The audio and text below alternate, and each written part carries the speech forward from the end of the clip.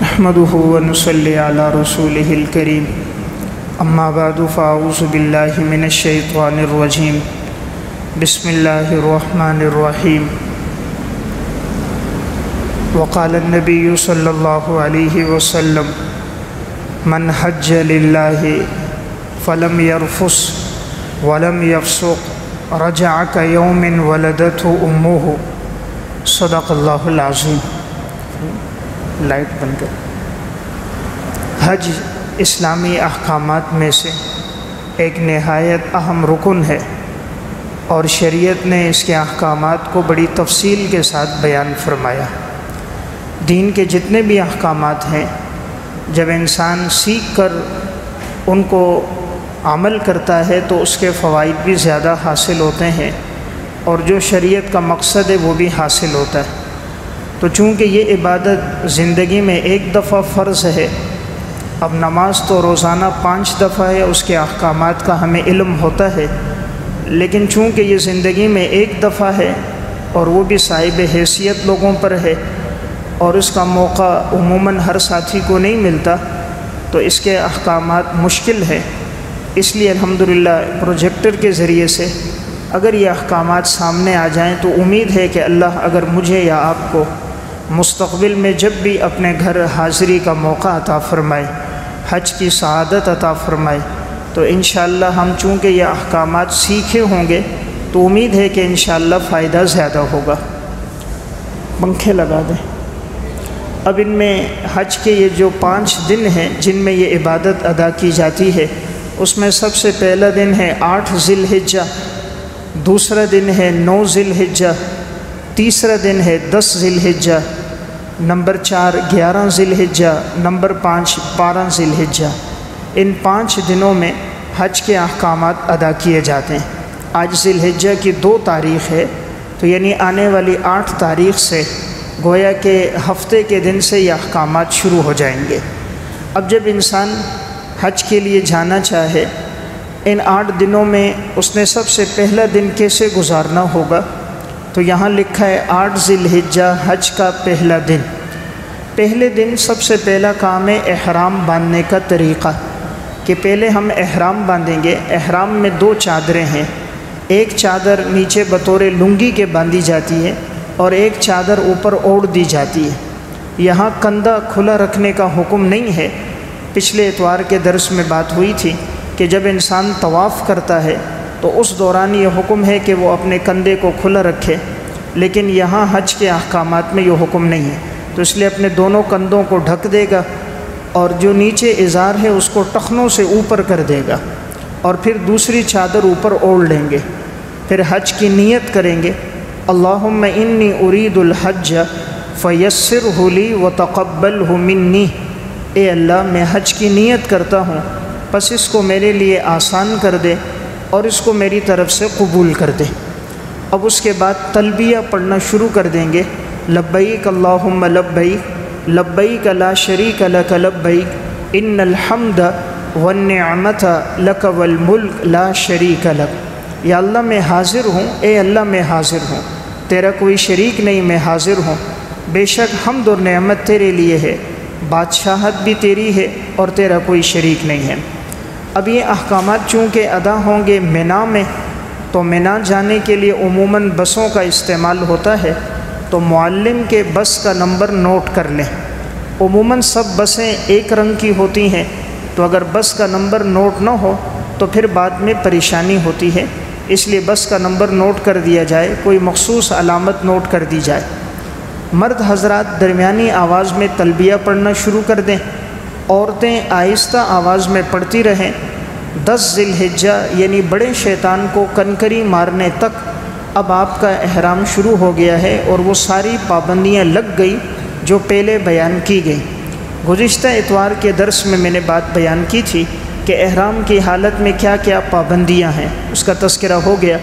تو اب یہ تلبیہ چلتی رہے گی 10 ذی الحجہ تک، یعنی 8 9 10، جب تک بڑے شیطان کو کنکریاں نہیں ماری، اس دوران جب بھی موقع ملے گا انسان تلبیہ پڑھے گا، ذکر اذکار کرتا رہے گا۔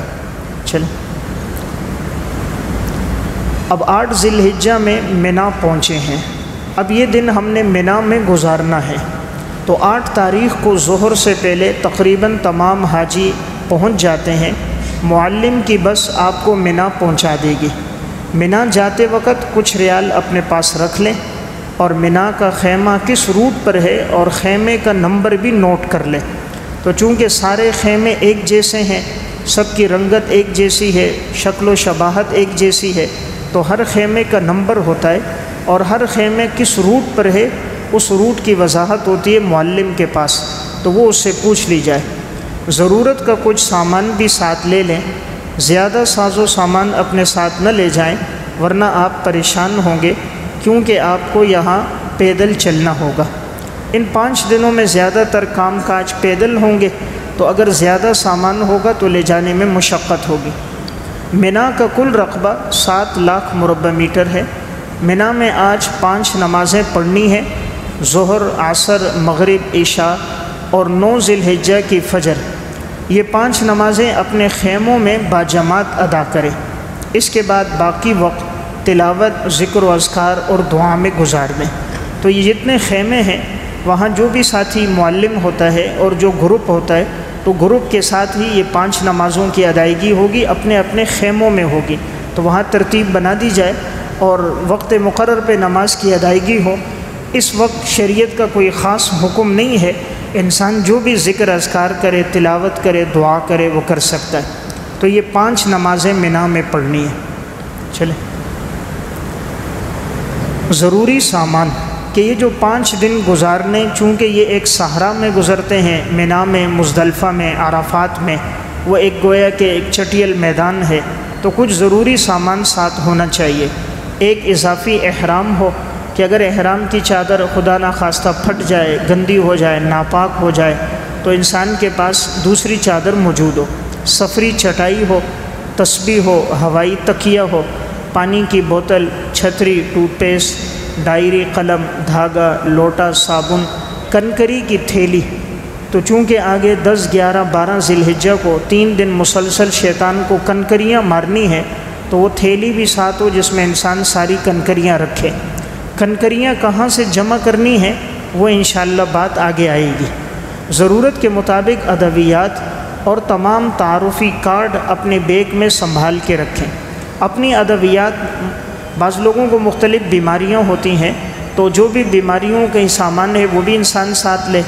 اپنا تعارفی کے کارڈ لے لے، یعنی جو ہوٹل کا کارڈ ہے وہ بھی ہو، اور جو یہاں خیمے کا کارڈ ہے، جس خیمے میں آپ کی رہائش ہے وہ بھی ہو، کہ خدا نخواستہ اگر انسان دائیں بائیں کہیں ہو جائے تو اپنی مطلوبہ جگہ تک پہنچ سکے۔ عبادت میں یکسوئی کے لیے کم غذا کا استعمال کریں، اور حسب ضرورت خشک میوہ جات بھی ساتھ لے جائیں، تاکہ جسم میں زیادہ کمزوری کی وجہ سے ان احکامات کی ادائیگی میں سستی اور کمی نہ ہو۔ وزارت مکتب اور بلڈنگ وغیرہ کی تلاش کے لیے یہ ایپ انسٹال کر لیں۔ چلیں، 9 ذی الحجہ حج کا دوسرا دن۔ پہلا دن جو حج کا گزرا تھا وہ منا میں، اور وہاں 5 نمازیں ادا کی تھیں، ظہر، عصر، مغرب، عشاء اور فجر۔ اب جب دوسرا دن آئے گا تو 9 ذی الحجہ کی فجر کی نماز منا میں ادا کرنے کے بعد سورج نکلنے کے بعد عرفات کی طرف جانا ہوگا۔ اب جب جائیں گے تو 9 ذی الحجہ سے 13 ذی الحجہ کی عصر تک اب تکبیرات تشریق کا پڑھنا فرض نمازوں کے بعد ایک دفعہ واجب ہے۔ تو 9 ذی الحجہ سے ہی اب تکبیرات تشریق شروع ہو جائیں گی۔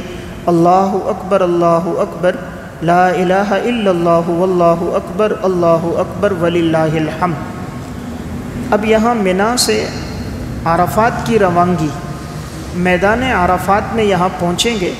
یہ عرفات منا سے 6 میل کے فاصلے پر ایک بڑا میدان ہے، یہاں بھی خیمے لگے ہوئے ہیں، اور یہاں پہنچنا اور 9 ذی الحجہ میں یہ وقت گزارنا عرفہ میں یہ نہایت ضروری ہے۔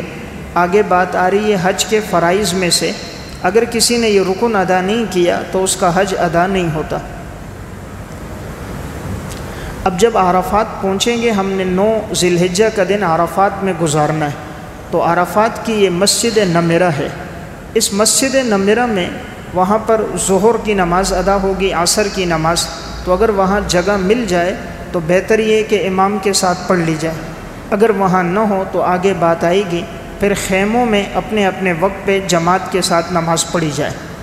عرفات کے میدان میں حجاج کرام کا جمع غفیر کا پرنور منظر، تو چونکہ یہ 9 ذی الحجہ کا پورا دن عرفات میں گزرتا ہے اور یہ گزارنا ضروری ہے، تو اس دوران جو بھی ضروری اذکار انسان کو یاد ہو مسنون وہ پڑھتا رہے۔ چلیں، مسجد نمرہ میں وقت کیسے گزاریں؟ اب یہ جو 9 ذی الحجہ کا دن ہے، حج کا دوسرا دن، تو مسجد نمرہ میں امام مسجد ظہر عصر کی نماز ایک ساتھ پڑھاتے ہیں۔ آپ بھی اگر پڑھنا چاہیں تو پڑھ سکتے ہیں۔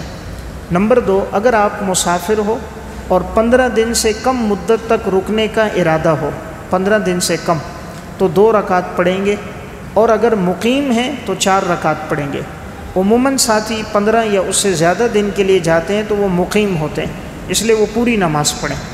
مقیم حضرات امام کے سلام پھیرنے کے بعد مزید 2 رکعت بغیر سورہ فاتحہ اور سورت کے رکوع سجدے کے ساتھ مکمل کر کے سلام پھیر دیں اور عصر کی نماز میں شریک ہو جائیں، اور باقی 2 رکعت بھی اسی طرح پڑھ لیں۔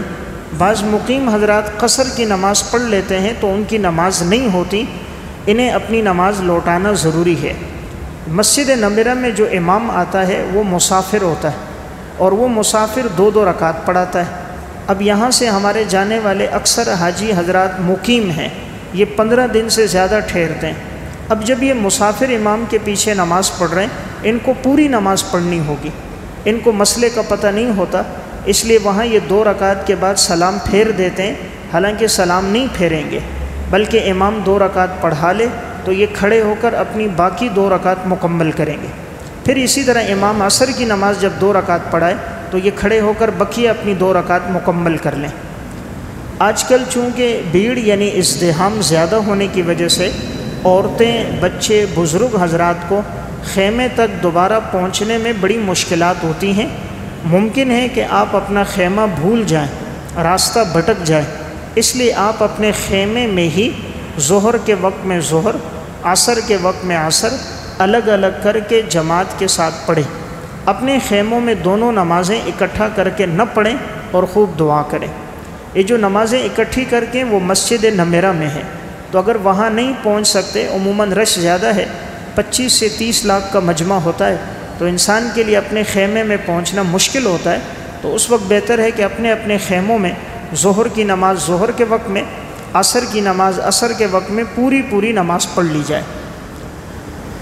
میدان عرفات کا غروب کے وقت کا حسین منظر، تو چونکہ یہ پورا دن میدان عرفات میں گزارنا ہے تو آج کا خاص کام استغفار اور دعا ہے، اور جتنا ہو سکے کھڑے ہو کر غروب تک قبلہ رخ ہو کر گڑ گڑا کر اپنے مرحومین، والدین، رشتہ دار اور متعلقین کے لیے دعا کرتے رہیں۔ جتنی دیر کھڑے ہو سکتے ہیں کھڑے ہو کر دعا کریں، پھر بیٹھ کر دعا کریں۔ یعنی یہ حکم نہیں ہے کہ انسان کھڑا ہی رہے، میدان عرفات میں تھکاوٹ ہو جاتی ہے تو انسان بیٹھ کر دعا کرے، پہلو پہ بھی لیٹ جائے تو کوئی حرج کی بات نہیں ہے۔ اب عرفات میں وقت کیسے گزاریں گے؟ عرفات میں زوال سے لے کر غروب آفتاب کے وقت تک تھوڑی دیر ٹھہرنا حج کا بڑا رکن ہے۔ آپ صلی اللہ علیہ وسلم نے ارشاد فرمایا، الحج عرفہ، کہ حج عرفہ ہے۔ اس لیے سعودی حکومت اس لیے بیمار شخص کو بھی ایمبولینس میں لے کر آ جاتے ہیں اور ایمبولینس میں ہی علاج کرتے ہیں۔ اس لیے عرفہ میں ٹھہرنے کے رکن کو ترک نہ کریں ورنہ حج ادا نہیں ہوگا۔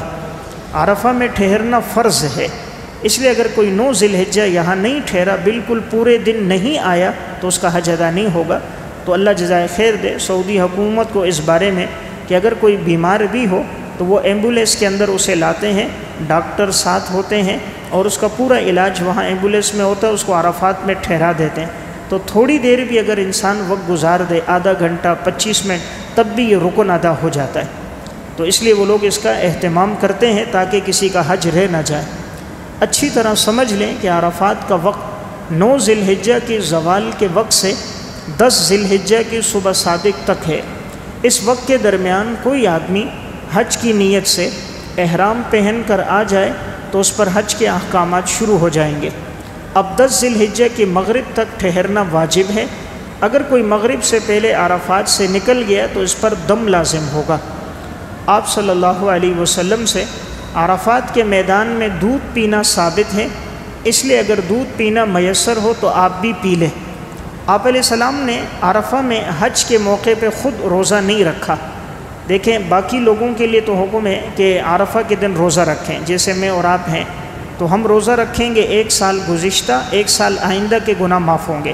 لیکن جو ساتھی حج پہ گیا ہے تو چونکہ حج کے احکامات بڑے مشکل ہوتے ہیں اور بہت تکلیف دہ ہوتے ہیں، اس لیے آپ علیہ السلام نے خود روزہ نہیں رکھا تاکہ امت کے لیے مشقت نہ ہو۔ اگر آپ رکھتے تو یہ عمل سنت بن جاتا اور امت کے لیے دشواری ہوتی۔ میدان عرفات میں غروب کے وقت نزول رحمت کا منظر۔ میدان عرفات میں غروب آفتاب تک دعا کرنے کے بعد مغرب کی نماز پڑھے بغیر مزدلفہ کی طرف روانہ ہو جائیں اور مغرب کی نماز راستے میں بھی ادا نہ کریں، بلکہ مزدلفہ میں جا کر مغرب اور عشاء کی نماز ایک ساتھ ادا کریں گے۔ شریعت کا حکم ہے حج کے دن مغرب اور عشاء کی نماز ایک ساتھ ادا ہوگی۔ مغرب کی نماز عرفات میں نہیں پڑھیں گے، وہاں سے نکل کر مزدلفہ پہنچیں گے، راستے میں بھی مغرب کی نماز نہیں پڑھیں گے۔ مزدلفہ پہنچ کر پہلے مغرب کی نماز پھر عشاء کی نماز، دونوں نمازیں ایک ساتھ ہوں گی۔ ایک اذان ہوگی اور اس کے لیے پھر 2 اقامت ہوں گی اور ایک ساتھ دونوں نمازیں ہوں گی، درمیان میں سنتیں بھی نہیں ہیں۔ حاجیوں کی مزدلفہ کی طرف روانگی۔ مزدلفہ عرفات سے 3 میل کے فاصلے پر ہے۔ حاجی حضرات مزدلفہ کی طرف جاتے وقت تلبیہ اور دعائیں پڑھتے جائیں۔ حجاج کرام کا مزدلفہ میں مغرب اور عشاء کی نماز ایک ساتھ ادا کرنا، عرفات میں 1 اذان اور 1 اقامت کے ساتھ مغرب اور عشاء کی نماز ادا کریں گے۔ مغرب کے فرض نماز پڑھتے ہی عشاء کی نماز بغیر اقامت کے شروع کر دیں گے، پھر مغرب کی سنت اور عشاء کی سنت اور وتر ادا کریں گے۔ چلیں اب مزدلفہ میں جب آپ نے مغرب اور عشاء کی نماز پڑھ لی تو یہ رات اب ہم نے مزدلفہ میں گزارنی ہے۔ پہلے ہم نے رات گزاری تھی منا میں، 8 ہم نے جو رات گزاری وہ منا میں گزاری، پھر 9 کا دن عرفات میں گزارا اور مغرب اور عشاء کی نماز مزدلفہ میں پڑھی، اور اب یہ 9 کے دن جو رات آئے گی یہ مزدلفہ میں گزاریں گے۔ یہ رات مزدلفہ میں گزارنی ہے، یہ بڑی عظیم الشان بڑی قابل قدر ہے، اس لیے اس رات کو ذکر و اذکار میں اور خوب دعاؤں میں گزاریں۔ نوٹ فجر کی نماز کے بعد سے سورج نکلنے کے قریب تک تھوڑی دیر یہاں ٹھہرنا واجب ہے۔ فجر سے پہلے ہرگز نہ نکلیں ورنہ واجب ترک ہونے کی وجہ سے دم لازم آئے گا۔ یعنی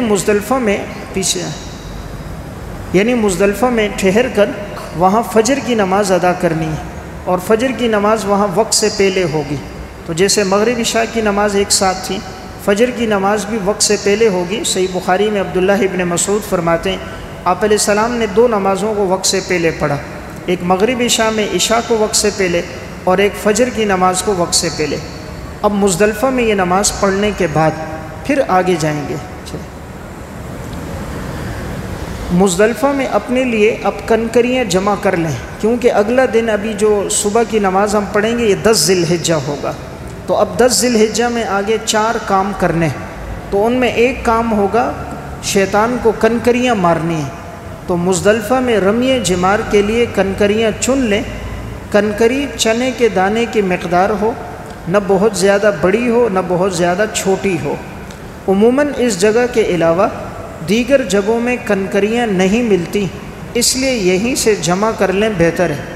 تو بعض ساتھی یہ سمجھتے ہیں ہم جہاں شیطان کو پتھر ماریں گے وہیں جمع کریں گے، وہاں بھیڑ اور ازدحام زیادہ ہوتا ہے، وہاں کوئی نیچے جھکے تو عموماً کچل جاتا ہے، اور وہاں 70 کنکریاں جمع کرنا بہت مشکل ہوتا ہے۔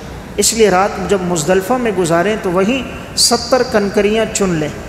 حاجی حضرات اپنے لیے مزدلفہ سے 70 کنکریاں چن لیں۔ نوٹ کنکریاں تھوڑی زیادہ اٹھائیں تاکہ اگر آپ سے کچھ کنکریاں کہیں گر جائیں تو پریشانی نہ ہو۔ تو جو مسنون عمل ہے 7 کنکریاں مارنا تاکہ اس پر عمل بھی ہو۔ تو دیکھیں یہ جو کنکری کی تصویر نظر آ رہی ہے، اتنی کنکری، تو بعض شیطان سے نفرت کے اظہار کے لیے بڑے پتھر اٹھا کے مارتے ہیں، تو وہ شریعت کا حکم نہیں ہے، سنت کی اتباع میں بہتری ہے۔ چلیں 10 ذی الحجہ حج کا تیسرا دن۔ اب مزدلفہ میں ہم نے فجر کی نماز پڑھ لی، فجر کی نماز پڑھنے کے بعد سورج نکلنے تک وہاں ٹھہرے رہیں گے، جب سورج نکل گیا اب وہاں سے نکلیں گے۔ مزدلفہ میں 10 ذی الحجہ کی فجر کی نماز ادا کرنے کے بعد سے سورج نکلنے کے قریب تک ٹھہرنا واجب ہے۔ فجر سے پہلے منا کی طرف نکلنے کی صورت میں دم لازم آئے گا۔ اگر کسی نے مزدلفہ میں فجر کی نماز نہیں پڑھی یا نماز سے پہلے نکل گیا تو دم ہوگا، یعنی ایک بکرا یا بکری دمبا اس کا دینا لازم ہوگا۔ اس لیے فجر کی نماز پڑھنے کے بعد سورج نکلنے کے بعد پھر منا کی طرف جائیں۔ دوسری تصویر ہوگی مزدلفہ سے منا کی طرف روانگی۔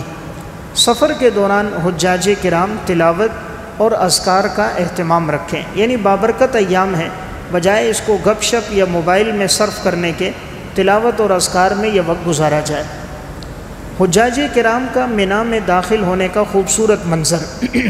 اب وہاں داخل ہونے کے 2 راستے ہیں، ایک پیدل چلنے والوں کا راستہ ہے اور ایک بسوں کا راستہ ہے۔ تو اگر کوئی پیدل چلنا چاہے تو یہ راستہ ہے، اوپر بورڈ لگے ہوئے ہیں جس کے ذریعے رہنمائی ہوتی ہے۔ منا کے خیموں کا خوبصورت منظر۔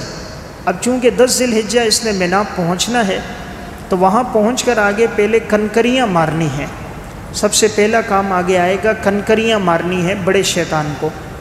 کنکریاں مارنے کی وجہ کیا ہے؟ حضرت ابراہیم علیہ السلام اپنے بیٹے حضرت اسماعیل علیہ السلام کو اللہ کے حکم سے ذبح کرنے کے لیے لے کر چلے تو سب سے پہلے شیطان پہلے جمرہ کے پاس ملا اور ذبح کرنے سے روکنا چاہا، تو ابراہیم علیہ السلام نے 7 کنکریاں ماری اور وہ زمین میں دھنس گیا۔ آگے بڑھ کر دوسرے جمرے کے پاس نظر آیا اور ذبح کرنے کے ارادے سے روکنا چاہا، تو یہاں بھی ابراہیم علیہ السلام نے 7 کنکریاں ماری اور وہ زمین میں دھنس گیا۔ پھر شیطان ابراہیم علیہ السلام کے پاس پھر آیا، تیسرے جمرے کے پاس ابراہیم علیہ السلام نے 7 کنکریاں ماری یہاں تک کہ وہ زمین میں دھنس گیا۔ اسی کی یاد اور سنت ابراہیم کی تعمیل میں یہ رمی کی جاتی ہے جس سے شیطان مزید رسوا ہوتا ہے۔ یہ پوری تفصیل حدیث کی کتاب المستدرک علی الصحیحین، پیچھے المستدرک علی الصحیحین حدیث کی کتاب ہے، اس میں یہ پورا تذکرہ موجود ہے۔ اب یہ جو جمرات کی طرف جانے کا راستہ ہے، اب آگے 3 جمرات ہیں، ایک جمرہ اولا ہے، ایک جمرہ وسطیٰ ہے، ایک جمرہ عقبہ ہے، یعنی بڑا شیطان، درمیانہ شیطان اور چھوٹا شیطان۔ یہ جمرات 5 منزلہ عمارت پر مشتمل ہیں۔ تو سعودی حکومت نے ساتھیوں کی آسانی کے لیے یہ عمارت 5 منزلہ رکھی ہے۔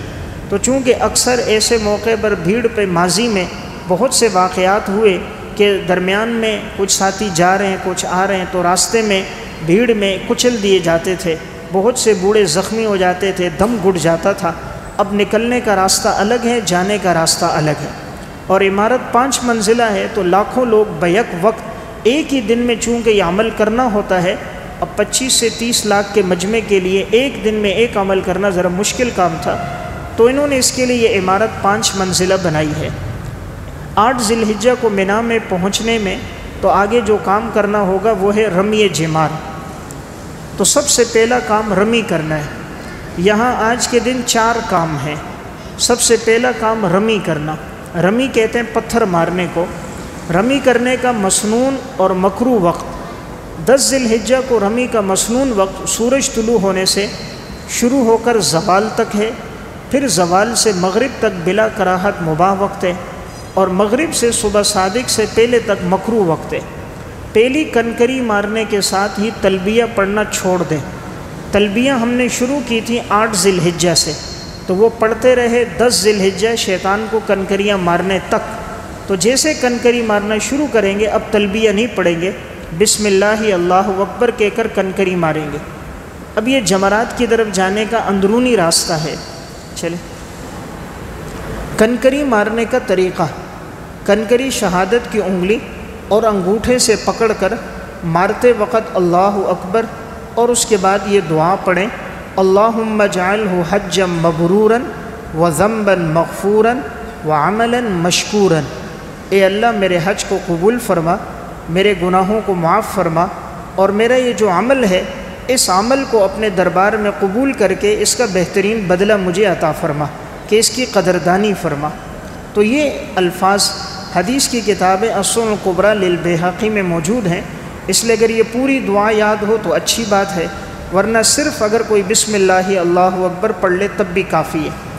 اب یہ جو عمارت نظر آ رہی ہے یہ رمی جمار ہے، تو یہاں اس کو کنکری مارنی ہے، بس کنکری اس تک اگر پہنچ جائے تو کافی ہے۔ اگلی تصویر میں چلیں،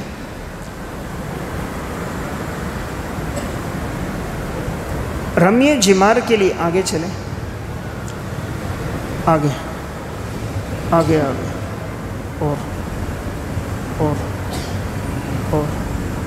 چلیں،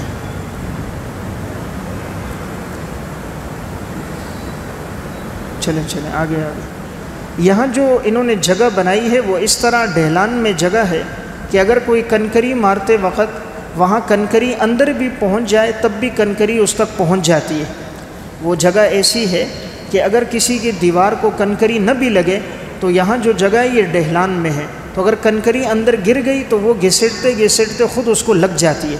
اس لیے اس میں پریشان نہیں ہونا چاہیے کہ میرا نشانہ نہیں لگا، یہ دیوار کو میں نے جو مارا وہ دیوار کو نہیں لگا، تو اس میں کوئی حرج نہیں۔ اگر وہ اس حدود میں گر جائیں تو وہ کنکری خود ہوتے ہوتے اس جگہ تک پہنچ جاتی ہے۔ چلیں، 8-10 ذی الحجہ کا دوسرا کام قربانی کرنا۔ تو پہلا کام تھا شیطان کو کنکریاں مارنا، دوسرا کام ہے قربانی۔ اب قربانی کس پر واجب ہے؟ قربانی حج قران اور حج تمتع والوں پر واجب ہے، حج افراد والوں کے لیے مستحب ہے، اور یہ قربانی شکرانے کی ہے۔ اس کے علاوہ صاحب نصاب پر جو سالانہ قربانی ہے وہ باقی ہے، جو ہر صاحب نصاب شخص پر واجب ہے۔ اگر حاجی صاحب نصاب ہے اور قربانی کے دنوں میں مکہ مکرمہ میں مقیم ہے، یعنی منا جانے سے پہلے مکہ مکرمہ میں 15 دن اس کا قیام ہو یا مستقل وہیں رہنا ہے، تو اس پر یہ قربانی واجب ہے اور اسے اختیار ہے، چاہے مکہ میں یا مدینہ میں قربانی کا انتظام کرے یا اپنے وطن میں رقم بھیج دے یا وطن میں کسی کو قربانی کرنے کا کہہ دے۔ البتہ منا میں قربانی کرنے کا ثواب پوری دنیا کی تمام جگہوں سے زیادہ ہے، اور کسی بھی جگہ قربانی کرنے سے یہ واجب ادا ہو جائے گا۔ دیکھیں یہ تفصیل یہ ہے، پیچھے جائیں، یہ تفصیل یہ ہے کہ حج قران اور حج تمتع والا یہ 2 قربانیاں کرے گا۔ ایک قربانی تو حج کی وجہ سے کرے گا کہ اللہ تعالیٰ نے جو اس کو توفیق دی، اس نے حج اور عمرے کو ایک ساتھ ملایا، تو یہ جو دم ہے قربانی یہ شکرانے کے طور پر واجب ہے، یہ تو وہاں کریں گے، وہیں منا میں قربانی کریں گے۔ دوسری قربانی ہے اگر کوئی مالدار ہے، صاحب حیثیت آدمی ہے، اس پر دوسری قربانی ہوتی ہے 10 ذی الحجہ جو عید کے دن کی قربانی ہے۔ یہ قربانی تو حج کی وجہ سے، دوسری قربانی ہوگی صاحب حیثیت آدمی پر، تو وہ قربانی یا آدمی وہیں کرے یا یہاں پاکستان میں مثلاً اپنے کسی رشتہ دار سے کہہ دے کہ میری طرف سے یہاں قربانی کر دو، تو اس دن کرے جو یہاں بھی عید کا دن ہو وہاں بھی عید کا دن۔ مثلاً وہاں اگر ایک دن پہلے عید ہے تو یہاں ایک دن بعد ہے، تو یہاں کے عید کے دوسرے دن قربانی کر دے، تو وہ جو قربانی کا عمل ہے وہ اس کی طرف سے ادا ہو جائے گا۔ جو پہلی قربانی ہے وہ تو حج کی ہے، وہ تو وہیں کرے گا منا میں، یہ جو قربانی ہے حج والی وہ وہیں کرے گا۔ دوسری جو صاحب حیثیت آدمی پہ لازم ہوتی ہے اس قربانی میں اختیار ہے، چاہے آدمی وہاں کرے اور چاہے آدمی اپنے وطن میں رقم بھیج کر یہاں کرے۔ چلیں، 10 ذی الحجہ میں تیسرا کام حلق یا قصر کرنا۔ دیکھیں 10 ذی الحجہ میں 4 کام تھے۔ پہلا کام تھا شیطان کو کنکریاں مارنا، دوسرا کام گزرا قربانی کرنا، اب تیسرا کام ہے حلق کرنا۔ حلق کہتے ہیں سر کے بال منڈوا دینا، قصر کہتے ہیں کہ چوتھائی بال کاٹ دینا، یعنی جتنے بال ہیں ان میں چوتھائی بال آدمی کاٹ دے، چوتھائی میں کم از کم 1 پورے سے زیادہ ہوں۔ اگر کسی کے بال بالکل چھوٹے چھوٹے معمولی بال ہیں تو اس میں قصر نہیں ہوگا، پھر اس کو حلق ہی کرنا ہوگا، وہ قصر سے اکتفا نہیں ہوگا ورنہ دم لازم آئے گا۔ حلق یعنی سر کے بال اس طرح سے صاف کرنا، گنجا ہونا۔ قصر یعنی کینچی یا مشین کے ذریعے سے 1/4 سر کے بال کم از کم 1 پورے کے برابر کاٹنا ضروری ہے، اور عورت کے لیے سر کے کم از کم چوتھائی بالوں میں سے 1 پورے انگلی کے تہائی حصے کے بقدر قصر کرنا ضروری ہے، ورنہ دم لازم آئے گا، جو حدود حرم میں دینا لازم ہے۔ البتہ دوسرا طریقہ قصر تب معتبر ہوگا جبکہ سر پر کم از کم انگلی کے 1 پورے سے زائد بال موجود ہوں، ورنہ حلق واجب ہے۔ اگر کسی کے چھوٹے چھوٹے بال ہیں تو اس میں قصر نہیں ہوگا۔ سر کے بال کٹوائے بغیر مرد اور عورت احرام کی پابندیوں سے نہیں نکلیں گے۔ سر کے بال کٹوائیں گے پھر احرام کی پابندیاں ختم ہو جائیں گی۔ رمی، قربانی، حلق، ان تینوں میں ترتیب واجب ہے۔ ترتیب کا مطلب پہلے شیطان کو کنکریاں ماریں گے، پھر قربانی کریں گے، پھر بال کٹوائیں گے، ترتیب کے برعکس نہیں کریں گے۔ اب ترتیب کے ساتھ کیا، اس نے حلق کروا دیا تو اب احرام ختم ہو گیا۔ اب غسل کر لے، غسل کے بعد اپنے کپڑے پہن لے۔ اب آگے چوتھا کام کرنا ہوگا، وہ ہے طواف زیارت۔ تو 10 ذی الحجہ میں چوتھا کام ہے طواف زیارت۔ طواف زیارت فرض ہے۔ طواف کی 3 قسمیں ہوتی ہیں۔ پہلا طواف قدوم، یہ وہ ہے جب انسان مکہ میں پہنچے تو وہاں پہنچنے میں اللہ کا شکر ادا کرنے کے لیے کہ اللہ نے یہاں توفیق دی، تو وہ طواف سنت ہے۔ دوسرا یہ طواف فرض ہے، طواف زیارت۔ اور تیسرا طواف وداع ہے، الوداعی طواف، کہ جب انسان اپنے وطن واپس آ رہا ہے تو وہ بیت اللہ میں آخری طواف کرتا ہے، الوداعی، رخصت ہونے والا طواف، کہ دوبارہ آنے کا موقع ملے نہ ملے تو وہ رخصتی والا طواف ہوتا ہے۔ اب یہ جو طواف زیارت ہے، شریعت نے اس میں آسانی رکھی ہے، یہ انسان 3 دن میں کسی بھی وقت ادا کر سکتا ہے۔ تو چونکہ اس دن بہت تھکاوٹ ہوگی، 10 ذی الحجہ میں پہلے کنکریاں ماری، پھر قربانی کی، پھر بال کٹوائے، اب 2 دن سے وہ چونکہ وقت مینا عرفات میں گزار رہا ہے تو تھک گیا، اب عرفات سے بیت اللہ آنا ہے، تو عموماً اس وقت گاڑیاں ملنا مشکل ہے، اکثر پیدل سفر ہوتا ہے۔ تو اگر کوئی 10 کو طواف کرے تب بھی جائز ہے، نہ کر سکا 11 کو کرے تب بھی جائز ہے، 12 کو بھی جائز ہے، 12 کی غروب آفتاب سے پہلے تک۔ اگر غروب آفتاب تک نہیں کیا تو پھر طواف نہیں ہوگا۔ تو یہاں لکھا ہوگا طواف زیارت 10، 11، 12 ذی الحجہ میں کبھی بھی کر سکتے ہیں، یعنی 10 ذی الحجہ کی صبح صادق سے 12 ذی الحجہ کی غروب آفتاب تک کیا جا سکتا ہے۔ البتہ افضل یہ ہے کہ رمی، قربانی اور حلق کے بعد کیا جائے۔ اگر اس وقت میں طواف نہیں کیا تو بعد میں کرنا ہوگا، یہ ذمہ رہے گا۔ البتہ بلا عذر شرعی تاخیر سے ادا کرنے کی وجہ سے دم واجب ہوگا۔ باقی اس کا طریقہ کار وہی ہے جو عام طواف کا ہے۔ البتہ اگر بعد میں سعی کرنے کا ارادہ ہے تو پہلے 3 چکروں میں رمل کیا جائے، اور اگر حج کی سعی پہلے کر چکا ہے اور احرام کھولنے کے بعد طواف زیارت کر رہا ہے تو رمل نہ کرے اور نہ ہی استباء کیا جائے۔ استباء یعنی دائیں کندھے کو کھلا رکھنا، کیونکہ رمل اور استباء صرف اسی طواف میں ہوتا ہے جس کے بعد سعی کا ارادہ ہو۔ تو اگر اس نے سعی کا ارادہ ہے تو پھر یہ وہاں پر استباء اس پر لازم نہیں ہے۔ تو طواف کے بعد بہتر ہے کہ آدمی وہیں سعی بھی کر لے تاکہ یہ حکم ادا ہو جائے۔ تو اب آگے آ رہا ہے طواف زیارت کے بعد سعی کرنا۔ تو اس نے جیسے طواف کے 7 چکر لگا لیے تو اب صفا مروہ کی سعی ہے۔ گزشتہ درس میں بات گزر گئی، یہ 7 چکر ہیں، صفا سے شروع ہوں گے، مروہ پہ ختم ہوں گے۔ صفا سے مروہ 1 چکر، مروہ سے صفا دوسرا چکر، تو اس طرح 7واں چکر ختم ہوگا مروہ پہ۔ چلیں، اب یہ جو حج کے 3 بڑے دن تھے یہ گزر گئے، 8، 9، 10، اور 10 ذی الحجہ کو 4 کام تھے، یعنی شیطان کو کنکریاں مارنا، قربانی کرنا، حلق کرنا، طواف زیارت کرنا۔ اب طواف کر کے 11 ذی الحجہ کو پھر آئیں گے حج کے چوتھے دن آ کر، اب یہاں تینوں شیطانوں کو کنکریاں مارنی ہے۔ ہم نے 10 ذی الحجہ کو صرف ایک شیطان کو ماری تھی، صرف بڑے شیطان کو ماری تھی، باقیوں کو نہیں ماری تھی۔ اب جو یہ دن ہوگا 11 ذی الحجہ کا، تو آج کے دن تینوں شیطانوں کو 7 کنکریاں مارنا ہے۔ اس کا وقت زوال کے بعد سے اگلے دن صبح صادق تک ہے۔ پہلے چھوٹے شیطان کو کنکریاں مارنا ہے، مارتے وقت وہی دعا پڑھنی ہے، پھر مجمع سے ہٹ کر دعا کریں، یہ بھی قبولیت کا وقت ہے، یعنی ایک طرف کنارے ہو کر انسان اللہ سے مانگتا رہے، پھر درمیان والے شیطان کو ماریں، پھر بڑے شیطان کو کنکریاں ماریں اور رات مینا میں گزاریں۔ تو 11 ذی الحجہ میں اور کوئی کام نہیں ہے، یعنی حج کے اس چوتھے دن میں صرف ایک ہی کام ہے کہ تینوں شیطانیوں کو 7 کنکریاں مارنی۔ اب آگے 12 ذی الحجہ حج کا 5واں دن، 10 اور 11 ذی الحجہ کو اگر کسی وجہ سے قربانی اور طواف زیارت نہ کر سکے تو آج 12 ذی الحجہ کی مغرب تک کسی بھی حالت میں طواف زیارت کر لیں، کم از کم مغرب سے پہلے 4 چکر لگا لیں، ورنہ دم دینا پڑے گا۔ اگر مغرب کے وقت سے پہلے 4 چکر پورے ہو گئے تو دم نہیں آئے گا، اور باقی چکر مغرب کے بعد پورے کر لیں اور اس کے بعد صحیح کریں۔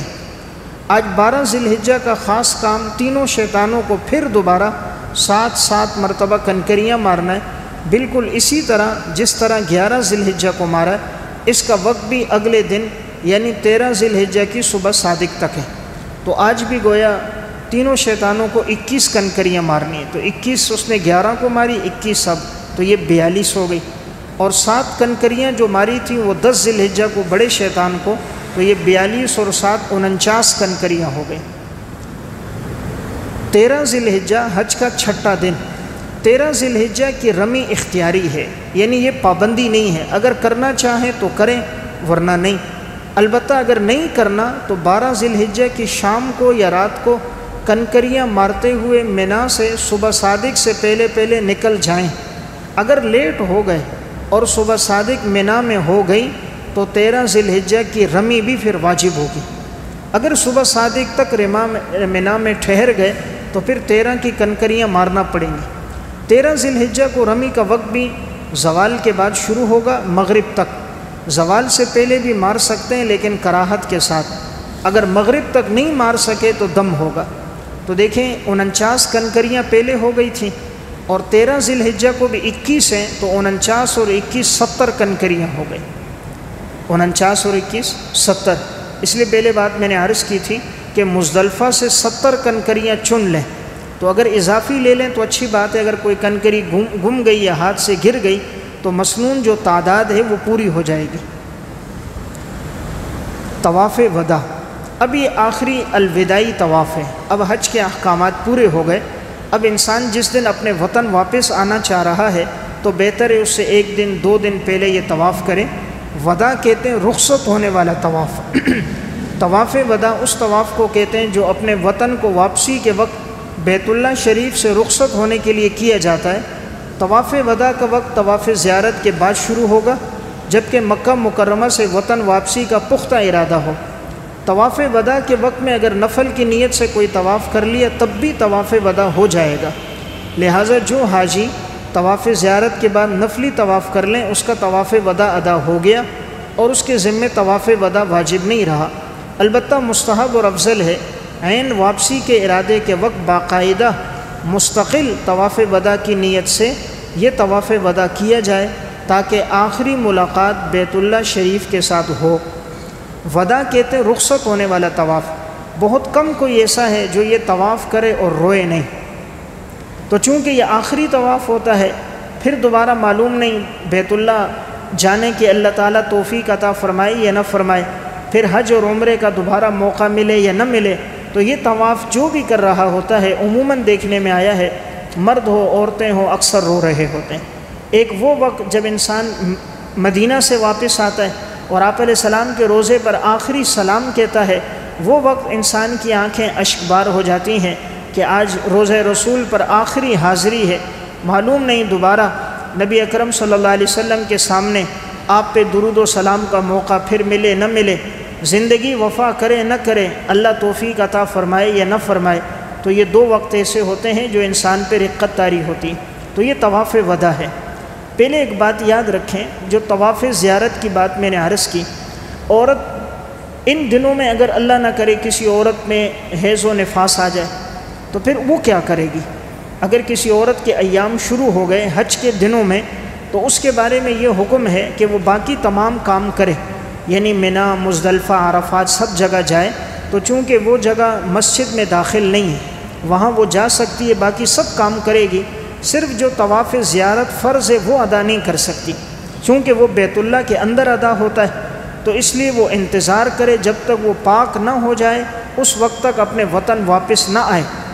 بعض عورتیں طواف زیارت نہیں کیا ہوتا آ جاتی ہیں، ان کا حج نہیں ہوگا اور ان پر اونٹ دینا لازم ہوگا، یعنی بڑا جانور۔ اگر وہ بڑا جانور بھی نہیں دیا تو وہ احرام سے نہیں نکلیں گے، تو وہ احرام کی حالت میں رہیں گی، اس لیے ٹکٹ آگے کر لینا چاہیے۔ تو وہ لوگ آگے کر لیتے ہیں بآسانی، اگر انہیں بتا دیا جائے کہ طواف باقی ہے تو ٹکٹ آگے ہو جاتا ہے۔ اس لیے اگر کوئی عورت ایام کی وجہ سے طواف زیارت نہ کر سکی تو اپنے ٹکٹ کو آگے کر لے۔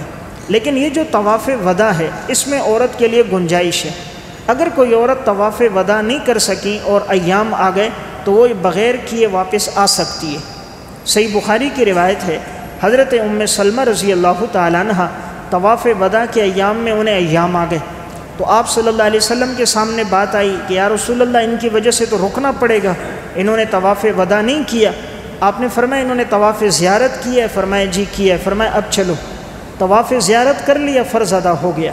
تو اس لیے عورت کے لیے رخصت ہے، اگر وہ طواف وداع نہ کر سکے تو کوئی حرج نہیں، لیکن طواف زیارت ضروری ہے۔ چلیں، اب چونکہ حج مکمل ہو گیا تو حج مکمل ہونے کے بعد مکہ مکرمہ میں اور مدینہ منورہ میں بعض مقرب مقامات ہیں جن کی زیارتیں کی جائیں اور انسان ان جگہوں پر حاضری دے۔ تو ان جگہوں میں ایک جگہ ہے مکہ مکرمہ میں جنت المعلیٰ کا قبرستان۔ یہ وہ قبرستان ہے جو مکہ کا بڑا تاریخی قبرستان ہے۔ یہ جنت البقیع جیسے مدینہ منورہ میں ہے تو مکہ میں جنت المعلیٰ ہے۔ جنت البقیع یعنی مدینہ منورہ کے قبرستان کے بعد تمام قبرستانوں سے افضل ہے۔ ہزاروں صحابہ اکرام، اولیاء اکرام مدفون ہیں، اور نبی اکرم صلی اللہ علیہ وسلم کی پہلی زوجہ حضرت خدیجۃ الکبریٰ رضی اللہ تعالیٰ عنہ بھی یہیں مدفون ہیں، اس لیے اس قبرستان کی زیارت کر لیں۔ یہ بالکل مسجد حرام کے ساتھ ہے، پیدل جا سکتے ہیں آپ۔ جب مسجد حرام میں جو راستہ وہاں مروہ کی طرف نکلتا ہے وہاں سے نکلیں، سیدھا ہی 8 سے 9 منٹ کی مسافت ہے۔ جہاں مسجد حرام کے حدود ختم ہوں گے وہیں مسجد جن بھی ہے اور اس کے قریب میں جنت المعلیٰ قبرستان بھی ہے۔ یہ دوسری جگہ ہے جبل ابی قبیس۔ جبل ابی قبیس یہ مسجد حرام سے باہر صفا پہاڑ کے متصل پہاڑ ہے، جس پہاڑ پہ چڑھ کر نبی اکرم صلی اللہ علیہ وسلم نے قریش کو اسلام کی پہلی دعوت دی تھی کہ آپ نے فرمایا تھا اگر میں یہ کہوں کہ پہاڑ کے پیچھے دشمن حملہ کر رہا ہے کیا تم لوگ میری بات کی تصدیق کرو گے؟ سب نے کہا ہم تصدیق کریں گے، اس لیے کہ ہم نے کبھی آپ کو جھوٹ بولتے نہیں دیکھا۔ تو آپ نے اس موقع پہ فرمایا تھا قولوا لا الہ الا اللہ تفلحون، کلمہ پڑھ لو تم لوگ کامیاب ہو جاؤ گے۔ تو اسی پہاڑ پر کھڑے ہو کر آپ علیہ السلام نے اسلام کی پہلی دعوت دی تھی۔ یہاں بنو ہاشم کی رہائش تھی۔ اس پہاڑ کے ایک حصے میں ایک گھاٹی ہے جس میں 3 سال آپ علیہ السلام کا بائیکاٹ ہوا تھا، یعنی 3 سال آپ اس پہاڑوں کے دونوں جگہوں کے درمیان رہے ہیں۔ شیب ابی طالب اسے کہا جاتا ہے۔ 3 سال مکہ کے مشرکین نے آپ کے خاندان کا بائیکاٹ رکھا، یہیں آپ کا کھانا پینا اور یہیں آپ کا وقت گزرا۔ آج اس پہاڑ پر شاہی محل بنا ہوا ہے۔ یہ دوسری تصویر جبل ابی قبیس پر شاہی عمارت کی ہے۔ اس پہاڑ کے سامنے سرنگ بنی ہے۔ اسلامی تاریخ کے مطابق جبل ابی قبیس پہلا پہاڑ ہے جسے اللہ سبحانہ و تعالیٰ نے بنایا، اور یہ وہ جگہ ہے جہاں آپ صلی اللہ علیہ وسلم نے چاند کو آدھے حصے میں تقسیم کرنے کا معجزہ دکھایا اور انسانوں کو اللہ سبحانہ و تعالیٰ کے سامنے سر تسلیم خم کرنے کی دعوت دی۔ چلیں، مولد النبی صلی اللہ علیہ وسلم کا بیرونی منظر، بالکل مسجد حرام کے متصل ہی وہ جگہ ہے جہاں نبی اکرم صلی اللہ علیہ وسلم کی پیدائش ہوئی۔ آپ علیہ الصلاۃ والسلام کی جہاں ولادت ہوئی یہ وہ جگہ ہے۔ اس جگہ اس وقت یہ عمارت بنی ہوئی ہے اور اس پہ لکھا ہوا ہے مکتبہ مکۃ المکرمہ، یعنی وہاں اس وقت لائبریری ہے۔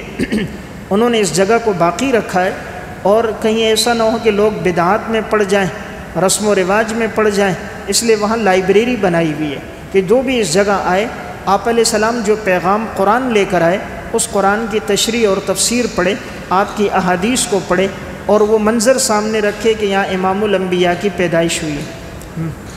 جبل نور، یہ 2 پہاڑ ہیں مکہ میں، ایک جبل نور ہے اور ایک غار حرا ہے، غار سور ہے۔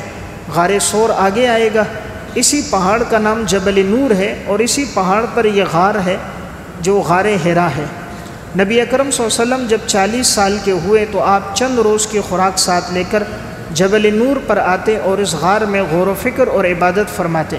یہیں ایک روز جبرائیل علیہ السلام نمودار ہوئے اور نبی کریم صلی اللہ علیہ وسلم پر سب سے پہلی وحی نازل کی، جس کے ذریعے اللہ رب العزت نے آپ کو نبی آخر الزماں بنا کر مبعوث کیا۔ یعنی آپ پر جو سب سے پہلی وحی آئی ہے سورہ علق کی ابتدائی 5 آیات، وہ اسی پہاڑ میں اور اسی غار میں آئیں۔ یہ جو غار تھا پیچھے غار حرا، اس کا انتخاب آپ علیہ السلام نے کیوں کیا؟ اس کی وجہ یہ ہے کہ اس پہاڑ پہ آج بھی آپ چڑھیں، باوجود یہ کہ بہت سی عمارتیں بن گئیں لیکن اس سے بیت اللہ سامنے نظر آتا تھا، تو آپ علیہ السلام اس پہاڑ میں عبادت کرتے اور آپ کی نگاہیں بیت اللہ پر ہوتی تھیں۔ نمبر 2، یہ جگہ ایسی تھی جو علاقے سے اور دیگر لوگوں سے بالکل ہٹ کر تھی، تو عبادت میں یکسوئی زیادہ ہوتی تھی، اور چونکہ پہاڑ کی اونچی جگہ ہے تو آب و ہوا بھی اچھی ہوتی تھی اور کسی کا آنا جانا نہیں ہوتا تھا، تو آپ علیہ السلام یہاں تنہائی میں عبادت فرماتے، جب توشہ ختم ہو جاتا پھر واپس آتے، پھر کھانا لے کر جاتے اور یہیں عبادت کرتے۔ تو یہ غار آج بھی موجود ہے۔ دوسرا یہ غار ہے غار سور۔ مکہ معظمہ کی دائیں جانب 3 میل کے فاصلے پر غار سور پہاڑ ہے۔ رسول اللہ صلی اللہ علیہ وسلم نے مکہ معظمہ سے مدینہ منورہ ہجرت کرنے کے بعد 3 دن یہاں قیام کیا۔ آپ صلی اللہ علیہ وسلم کے ساتھ جناب حضرت ابوبکر صدیق تھے، اسی لیے انہیں یار غار کہتے ہیں۔ ابوبکر صدیق نے اول غار کو صاف کیا، بعد ازاں آپ علیہ السلام غار میں تشریف لائے۔ باذن الہی غار کے دہانے پہ مکڑی نے جالا تنا۔ جب مشرکین مکہ نشان شناسوں کی مدد سے غار سور کے دہانے تک پہنچ گئے، نشان شناس نے کہہ دیا کہ قدموں کے نشان یہیں تک ہیں، اسی غار میں ہوں گے۔ تلاش کرنے والی پارٹی نے جب غار سور کے دہانے پہ مکڑی کا جالا دیکھا تو نشان شناس کو بے وقوف گردانا اور کہا، اگر اس غار میں کوئی داخل ہوتا تو کیا یہ مکڑی کا جالا باقی رہ سکتا تھا؟ یعنی یہ باقی نہ ہوتا، اس لیے یہاں نہیں ہوں گے۔ حالانکہ صدیق اکبر فرمانے لگے حضور سے، یا رسول اللہ، اگر انہوں نے جھک کر دیکھا تو یہ ہمیں دیکھ لیں گے، لیکن آپ علیہ السلام کا اللہ کی ذات پر ایسا مضبوط توکل تھا، آپ نے فرمایا لا تحزن ان اللہ معنا، غمگین نہ ہو، یقیناً اللہ ہمارے ساتھ ہے۔ اور آپ نے فرمایا ابو بکر پریشان نہ ہو، ہم 2 ہیں اور تیسرا ہمارے ساتھ اللہ ہے۔ تو اس غار میں آپ علیہ السلام نے 3 دن گزارے۔ یہ غار اتنی بلندی پر ہے، آج بھی یہاں چڑھنا بہت مشکل ہے۔ غار حرا پہ ساتھی چڑھ جاتے ہیں، غار سور ہر آدمی نہیں جا سکتا، بڑی مشکل کے ساتھ 2.5-3 گھنٹے کا وقت لگے، جوان آدمی تب پہنچتا ہے۔ تو حالانکہ آج تو راستے بھی بن گئے، 1400 سال سے لوگ چڑھ رہے ہیں، راستے بن گئے، وہ منظر آدمی یاد کرے کہ پیچھے دشمن کا خوف ہے، رات کا اندھیرا ہے، اور صدیق اکبر نے آپ علیہ السلام کو اپنے کندھے پر اٹھایا ہے اور اٹھا کر اس غار میں پہنچے، کہ کہیں ایسا نہ ہو کہ کہیں راستے میں کوئی پتھر ہو، کنکریاں ہو، آپ علیہ السلام کے پاؤں میں لگیں اور آپ کو تکلیف نہ ہو۔ تو صدیق اکبر نے کندھے پر آپ کو اٹھا کر یہ سفر طے کیا تھا۔ تو یہاں پہنچ کر صدیق اکبر کے ایمان کی حرارت کا اور آپ علیہ السلام کے تعلق مع اللہ کا اور توکل کا اندازہ ہوتا ہے۔ چلیے، دار ارقم مکہ مکرمہ میں کوہ صفا کے قریب ایک گھر ہے جہاں مسلمان ابتدائے اسلام میں چھپ کر نماز ادا کرتے تھے، اس لیے کہ مسلمانوں کی تعداد کم تھی۔ دار ارقم کو پہلا اسلامی مدرسہ یا پہلی مسلم جامعہ کہا جا سکتا ہے۔ یہ گھر ارقم بن ابی الارقم مخزومی کا تھا، جو مشرکین مکہ کی نگاہوں سے اور مجلسوں سے الگ تھلگ تھا۔ اسے نبی اکرم صلی اللہ علیہ وسلم نے 5 نبوی سے اپنی دعوت اور مسلمانوں کی اجتماعی دعوت کا مرکز بنایا۔ مرکز ہونے کی وجہ یہ تھی کہ قریش کو علم نہیں تھا کہ ارقم بن ابی الارقم مسلمان ہو چکے۔ دوسری وجہ یہ تھی کہ ان کی عمر 16 سال سے کم تھی، قریش کو امید نہیں تھی کہ اس نوجوان کے گھر مسلمان جمع ہو سکتے ہیں۔ تو یہ جگہ آج صفا مروہ کی سعی کے درمیان شامل ہو گئی ہے۔ تو یہ پیچھے جو دیوار اور وہ منظر نظر آ رہا ہے، یہ صفا مروہ کی یہ دیواریں، یہی سعی کی جگہ ہے۔ وہیں پر ایک بورڈ لگا ہوا ہے، اس بورڈ پہ لکھا ہوا ہے دار ارقم۔ تو یہ وہ جگہ ہے۔ تو جب آپ سعی کریں گے تو ایک جانب آپ کو یہ بورڈ نظر آئے گا، تو وہاں آدمی اس جگہ کی زیارت کر سکتا ہے اور وہ منظر اپنے تصور میں لا سکتا ہے۔ مسجد جن، یہ بھی مکہ مکرمہ میں مسجد ہے۔ طائف سے واپسی پر مکہ مکرمہ سے قریب آپ صلی اللہ علیہ وسلم نے یہاں نماز پڑھی تھی، اور آپ فجر کی نماز میں آپ نے قرآن کریم کی تلاوت کی تھی، تو قرآن سن کر جنات جمع ہو گئے، اور رسول اللہ صلی اللہ علیہ وسلم نے جنوں کے ایک گروہ کو دین اور توحید کی دعوت دی، اور وہ قرآن پاک پر ایمان لائے۔ اس جگہ آج مسجد جن کے نام سے ایک مسجد تعمیر ہے۔ اللہ رب العزت نے قرآن کریم میں اس واقعے کا تذکرہ فرمایا، وَإِذْ صَرَفْنَا إِلَيْكَ نَفَرًا مِنَ الْجِنِّ يَسْتَمِعُونَ الْقُرْآنَ فَلَمَّا حَضَرُوهُ قَالُوا أَنصِتُوا فَلَمَّا قُضِيَ وَلَّوْا إِلَىٰ قَوْمِهِمْ مُنذِرِينَ۔ آپ علیہ السلام فجر کی نماز پڑھا رہے تھے، جنات وہاں سے گزرے، ایک دوسرے سے کہنے لگے خاموش ہو جاؤ۔ سب نے قرآن کی تلاوت سنی، ایسا ان پر اثر ہوا نماز ختم ہوئی تو سب ایمان لے کر آ گئے۔ پھر آپ علیہ السلام نے ان کو دعوت دی کہ تم دیگر جنات کو دعوت دو، پھر دیگر کو دعوت دی، پھر یہ وفد دوبارہ آپ کے پاس آیا اور جنات کی دیگر جماعت بھی ایمان لے آئی۔ تو یہ مسجد بھی وہاں موجود ہے۔ مسجد رایا، یہ مسجد اس جگہ تعمیر کی گئی ہے جہاں رسول اللہ صلی اللہ علیہ وسلم نے فتح مکہ کے دن اپنا پرچم بلند کیا تھا۔ فتح مکہ سن 8 ہجری میں ہوا۔ جب مسلمان فتح مکہ میں داخل ہوئے تو اللہ رب العزت نے فتح عطا فرمائی، پھر جوق در جوق اسلام میں لوگ داخل ہونا شروع ہو گئے، تو اس دن آپ نے یہاں جھنڈا لہرایا تھا۔ تو رایا عربی زبان میں جھنڈے کو کہتے ہیں۔ تو آج اس جگہ مسجد تعمیر ہے، اس مسجد کا نام مسجد رایا ہے۔ مسجد تنعیم کا بیرونی منظر۔ مسجد تنعیم مکہ مکرمہ سے شمال کی جانب 3 میل پر ہے۔ مدینہ منورہ جانے والے راستے پر تنعیم کے مقام پر حرم مکہ کی حدود ختم ہوتی ہے۔ یہاں ایک مسجد ہے جو مسجد عائشہ کے نام سے موسوم ہے اور اسے مسجد تنعیم بھی کہتے ہیں۔ حضرت عائشہ حجۃ الوداع کے موقع پر اپنے مخصوص ایام کے باعث عمرہ نہ کر سکی۔ حج کے بعد انہوں نے نبی اکرم صلی اللہ علیہ وسلم سے اس حسرت کا اظہار کیا، تو آپ نے انہیں ان کے بھائی عبد الرحمن کے ساتھ اس مقام تک بھیجا جہاں سے انہوں نے احرام باندھ کر واپس کعبہ آ کر عمرہ کیا۔ تو اس مسجد کے 2 نام ہیں، مسجد تنعیم، تنیم اس لیے کہ اس جگہ کا نام تنیم ہے، نمبر 2 مسجد عائشہ۔ تو اگر جو ساتھی وہاں دوبارہ عمرہ کرنا چاہے تو اگر احرام باندھنے کے لیے جائے تو اس مسجد میں جاتا ہے، تو وہیں احرام باندھ کر آدمی دوبارہ عمرہ نفلی عمرہ ادا کر سکتا ہے۔ مسجد خیف، مینا میں یہ ایک بڑی مسجد ہے مسجد خیف کے نام سے۔ مسجد نمرہ عرفات کے کنارے پر بڑی مسجد ہے۔ پہلے بات گزر گئی کہ عرفات میں جو 2 نمازیں پڑھنی ہیں، ظہر کی نماز عصر کی، تو اگر انسان امام کی اقتداء میں پڑھے گا تو اس مسجد میں ادا کرے گا۔ یہ مسجد نمرہ ہے اور اس کے قریب میں عرفات کا میدان ہے۔ چلیں، مسجد مشعر الحرام کا بیرونی منظر اور مسجد مشعر الحرام کا اندرونی منظر۔ مزدلفہ میں یہ سب سے بڑی مسجد ہے۔ حجۃ الوداع کے سفر میں آپ صلی اللہ علیہ وسلم نے رات یہاں گزاری ہے۔ تو آج یہاں بہت بڑی جامع اور بڑی خوبصورت مسجد ہے، تو اگر ممکن ہو تو انسان اس مسجد کی بھی زیارت کرے۔ حضور نے یہاں رات گزاری تھی۔ مسجد استراحہ کا دلکش منظر، یہ مسجد اس مقدس مقام پر قائم ہے جہاں نبی آخر الزمان صلی اللہ علیہ وسلم نے جنگ احد سے واپسی پر آرام فرمایا اور نماز ادا فرمائی، اس لیے اس کو مسجد استراحہ، استراحہ کا معنی راحت کی جگہ، آرام کی جگہ۔ تو یہ مکہ مکرمہ کی زیارات تھی۔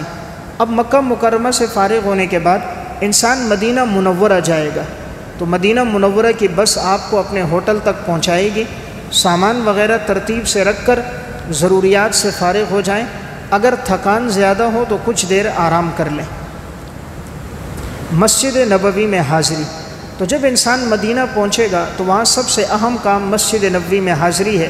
تو سامان وغیرہ ہوٹل پہ رکھ کر، غسل کر کے، دھلے ہوئے کپڑے پہن کر، خوشبو لگا کر، درود شریف پڑھتے ہوئے مسجد نبوی میں حاضری دیں، اور پھر وہاں آپ صلی اللہ علیہ وسلم کے روزہ اطہر پر حاضری دیں، جس کا تذکرہ اب آگے آ رہا ہے۔ چلو، ریاض الجنہ، مسجد نبوی میں بعض مقامات ایسے ہیں کہ اگر وہاں ممکن ہو تو انسان جائے اور وہاں عبادت کرے، بابرکت مقامات ہیں۔ انہی میں ایک جگہ ہے ریاض الجنہ، جنت کا باغ۔ نبی اکرم صلی اللہ علیہ وسلم نے فرمایا، ما بین بیتی و منبری روضۃ من ریاض الجنہ، میرے گھر اور میرے اس منبر کے درمیان کا حصہ جنت کے باغوں میں سے ایک باغ ہے۔ یہ وہ جگہ ہے جہاں اس وقت سفید قالین بچھی ہوئی ہے۔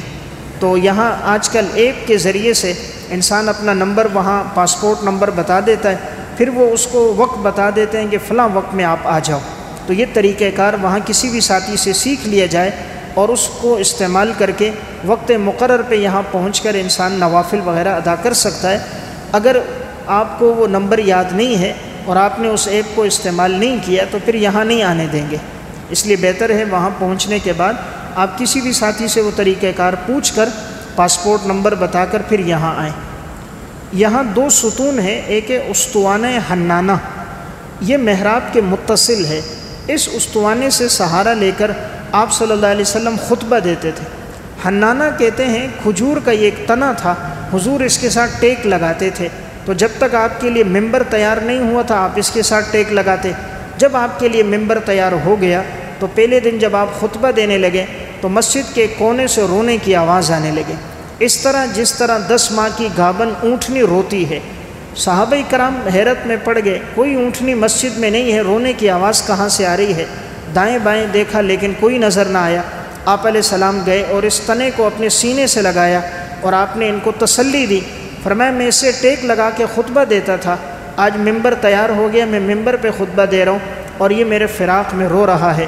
فرمایا اگر میں اس کو تسلی نہ دیتا تو یہ قیامت تک میری جدائی میں روتا رہتا۔ تو پھر آپ علیہ السلام نے اس تنے کو کٹوا کے ممبر کے نیچے دفنانے کا حکم دے دیا۔ تو یہ ستون آج وہ جگہ ہے جس کا نام استوانہ حنانہ ہے۔ استوانہ ابو لبابہ، یہ استوانہ حضرت عائشہ کے استوانے کے بائیں جانب ہے۔ حضرت ابو لبابہ رضی اللہ تعالیٰ عنہ صحابی ہیں، ان سے ایک خطا ہو گئی تھی، غزوہ تبوک میں تاخیر ہو گئی، تو پھر ان کے لیے حکم تھا کہ ان سے بات چیت نہیں کرنی ہے۔ تو اس صحابی نے اپنی جو غلطی ہوئی، انہوں نے اپنے آپ کو اس ستون سے باندھ دیا، اللہ کے سامنے توبہ استغفار کرتے رہے، اللہ کے ہاں توبہ قبول ہو گئی۔ پھر آپ صلی اللہ علیہ وسلم خود تشریف لائے، آپ نے ان کو کھولا اور ان کو مبارکباد دی اور سینے کے ساتھ لگایا۔ تو اس استوانے کا نام ہے استوانہ ابو لبابہ۔ علماء نے لکھا ہے اگر کوئی آدمی زندگی گناہوں میں گزر رہی ہو، اس ستون کے پاس آ کر 2 رکعت نماز پڑھے، دعا کرے، اللہ اس کے ماضی کے گناہ معاف فرما دیتا ہے، اور اس کے قریب جو دعا کرے اللہ تعالیٰ قبول فرماتا ہے۔ روضہ رسول پر حاضری، یہاں 3 سوراخ آپ کو یہ جالیوں میں نظر آ رہے ہیں۔ پہلا جو ہے اوپر لکھا ہوگا محمد الرسول اللہ صلی اللہ علیہ وسلم، اور دوسرا حضرت صدیق اکبر، اور تیسری جو جالی میں وہ حضرت عمر رضی اللہ تعالیٰ عنہ۔ مدینہ پہنچ کر سب سے اہم کام یہی ہوتا ہے کہ انسان آپ صلی اللہ علیہ وسلم کے روضے پر حاضری دے۔ تو جیسے وہاں پر پہنچیں، قرآن کریم کی یہ آیت اوپر لکھی ہے، یا ایھا الذین آمنوا لا ترفعوا اصواتکم فوق صوت النبی، ایمان والو اپنی آوازوں کو بلند نہ کرو نبی اکرم صلی اللہ علیہ وسلم کی آواز کے سامنے، ولا تجہروا لہ بالقول کجہر بعضکم لبعض ان تحبط اعمالکم، تم اپنی آوازوں کو جہر کے ساتھ اس طرح بلند نہ کرو جسے ایک دوسرے کے سامنے کرتے ہو، کہیں ایسا نہ ہو تمہارے اعمال ضائع ہو جائیں، تمہیں پتہ ہی نہ چلے۔ تو جیسے یہ حکم آپ کی زندگی میں تھا، آپ کے دنیا سے جانے کے بعد بھی یہی حکم ہے کہ روضہ رسول پر بھی آدمی تیز آواز نہ کرے۔ تو یہاں گپ شپ نہیں لگانی چاہیے۔ بعض ساتھی نادان ہیں، ادھر پہنچ کر آپس میں باتوں میں لگے ہوتے ہیں، تصویر کشی میں، سیلفیوں میں لگے ہوتے ہیں، جو مقصود ہے اس کی طرف توجہ نہیں ہوتی۔ یہاں پہنچے تو آدمی سر جھکا دے، آپ علیہ السلام کے یہاں روضے کے سامنے آ کر اپنی طرف سے الصلاۃ والسلام علیک یا رسول اللہ، الصلاۃ والسلام علیک یا حبیب اللہ، الصلاۃ والسلام علیک یا شفیع المذنبین، الصلاۃ والسلام علیک یا رحمت للعالمین، اور پھر ان تمام لوگوں کی طرف سے سلام پیش کرے اور اپنی زبان سے کہے کہ آپ صلی اللہ علیہ وسلم کے روضے کے سامنے کہ فلاں فلاں نے آپ کو یا رسول اللہ سلام بھیجا ہے، ان سب کا نام لیں۔ تو یہاں آپ صلی اللہ علیہ وسلم پہ جو سلام پڑھا جاتا ہے، حدیث میں آتا ہے من صلی علیہ عند قبری سمعتہ ومن صلی علیہ نائیا ابلغتہ، جو میرے روضے کے قریب سلام پڑھتا ہے میں اس کو سنتا ہوں، اور جو دور سے میرے اوپر درود و سلام پڑھتا ہے تو اللہ نے فرشتوں کی ایک جماعت مقرر کی ہے، ان فی الارض سیاحین یبلغون من امتی السلام، وہ میری امت کے سلام کو مجھ تک پہنچاتے ہیں۔ اس لیے یہ جگہ درود آپ علیہ السلام پہ پڑھنے کی جگہ ہے۔ پھر انسان آگے جائے، حضرت صدیق اکبر پر سلام پیش کرے، اور پھر اس سے آگے حضرت عمر رضی اللہ تعالیٰ عنہ پہ سلام پیش کرے، اور ان حضرات کے درجات کی بلندی کے لیے دعا کرے۔ جنت البقیع، آپ علیہ السلام کے روضے سے جیسے آپ نکلیں گے تو سامنے آپ کو ایک قبرستان نظر آئے گا جو جنت البقیع کے نام سے ہے۔ اس قبرستان میں صحابہ اکرام، صحابیات، ازواج مطہرات، اہل بیت اور اسلاف امت میں بہت سے نامور لوگ گزرے ہیں جن کی قبریں یہاں موجود ہیں۔ اس میں ایک اندازے کے مطابق 10,000 سے زائد صحابہ کی قبریں۔